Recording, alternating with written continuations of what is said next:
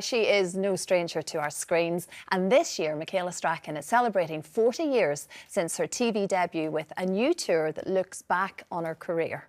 She has done it all. Michaela joins us now. It's so lovely to have you here, Michaela, and this is your celebration era, isn't it? 40 years on our TV screen. I'm 60 in a couple of months' time, and so I'm going on tour. It's called Not Just a Wildlife because my career hasn't just been wildlife. Obviously, that's been a huge part of my latter career, and it's at the heart of most of the things I now do.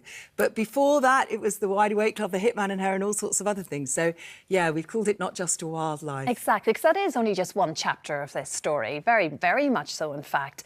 But, of course, on tour, we all love to hear behind the scenes stories, things that have maybe gone wrong at sometimes, extraordinary moments of your career, and that's all going to be packed in there, isn't it? Packed is the word, because, you know, 40 years, there's a huge amount of archive, and it's taken me forever to sift through the archive, and of course I've gone through this real memory lane, and, you know, things like Elephant Diaries, Orangutan Diaries, and there's so many stories behind that bit of filming. I mean, the best story behind the elephant filming is the fact that I'm allergic to elephants, which is totally nuts when you're doing a whole series about elephants. And no one knows they are, I guess. I don't know. Until obviously you you're may very well up close be and personal. allergic. Exactly. But, you know, the last clip we just saw was the first series of The Really Wild Show, which is when I met Chris Packham.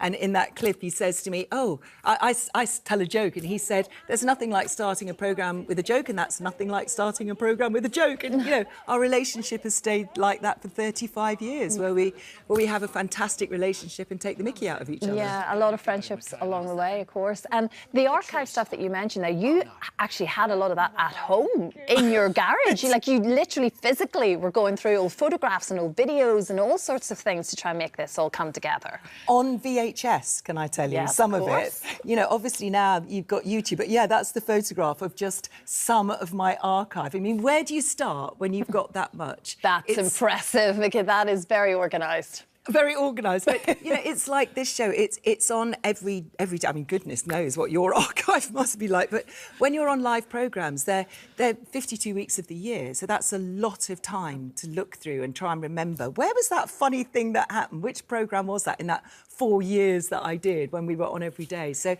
yes, it's been quite something to look and emotional going through a lot of it, I'm sure. You know, taking you right back to those early days. I remember the Wide Awake Club and Timmy Mallet. You know, fashion. Let's talk about the fashion. Even you just going through all of those memories, wonderful moments, but also, yeah, I'm sure there was a few tears along the way. That was absolute. I mean, of course it was. Look at the earrings. Look at the earrings. I mean, that's actually. I'm pleased I'm wearing wildlife earrings. It shows that was a nod to where I was going to. But you know, the pineapple hairstyles and all of that.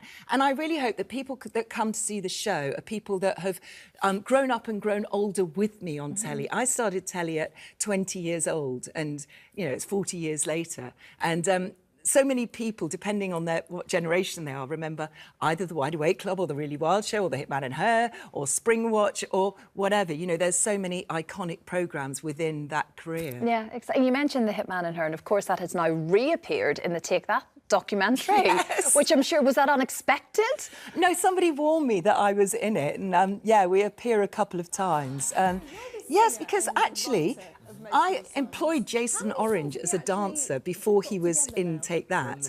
So I used to go to clubs and I used to do personal appearances, and I used to employ him and his dancing partner that was on Hitman and Her called Neil, and they used to come with me and be my backing dancers. So, my goodness, yeah. You go way back before Take That, in fact. My goodness me. And you mentioned Spring Watch. It's coming back again then, isn't it? Spring Watch is coming back. Yeah, that's obviously in May. And then I've also got a documentary going out on BBC News, which is about snow leopard conservation. So busy. Yes, because your winter watch was in Northern Ireland at Mount Stewart, which is very, very close to my parents, so they were completely obsessed with the whole series. It's the first time you've done it there, in fact, isn't it? It's the first time that we've been based there. We've had roaming reporters there before, but it's the first time we've been based there, and we're going to be based back in Northern Ireland for Springwatch as well. Fantastic. I mean, I do think really the key to everything in these 40 years is that you have never been frightened to take on new challenges. Has that been the magic behind the success, do you think, Michaela? Do you know, there is one clip that I'm showing, and it's the only time I've ever bottled out of something. And it was actually for the Really Wild Show, the first series I did, and they wanted to build a spider's web from Clifton Suspension Bridge. It was incredible, with all these ropes and these climbers, and they wanted me to dangle in the centre of the spider's web and do pieces to camera. And I'd never been to Bristol, didn't know how high Clifton Suspension Bridge was. I thought it'd be like, you know, bridge over the Thames. I was a London person. I thought, yeah, that would be okay. I got there, I looked at the view down, and I'd kind of thought, oh my God, yes, I've got a fear of heights. And I've got the rushes. The cameraman gave me the rushes. And I mean, you can smell the fear as they try and get me to climb over the railing and down into the centre of this spider's web. And I bottled. It's the only thing I've ever bottled. Well, you did Dancing on Ice. I did Dancing on Ice. To me, that's even scarier than that, I think, yes. And you loved every second of it, of course. I absolutely love my time on Dancing on Ice. You were so beautiful, and honestly, you were just so graceful. I loved watching you. You could tell you were loving in spite of injuries and everything else, but you were just magical out there. I'm still nursing the injury, but it was absolutely worth it. I wouldn't change it for the world. I mean, Dancing on Ice, my experience on that is up there with diving with sharks, you know, cuddling orangutans and all the other amazing wildlife things I've done. And yeah, a little bit of Dancing on Ice will appear at the end of the tour as well. Well, look, we've only clearly scratched the surface, Michaela. It's such a lovely idea, as you say, sharing all of these memories that we have watched along the way with you. Michaela's tour is called Not Just a Wildlife, and it kicks off in April. Thanks so much, Michaela. Lovely to see you.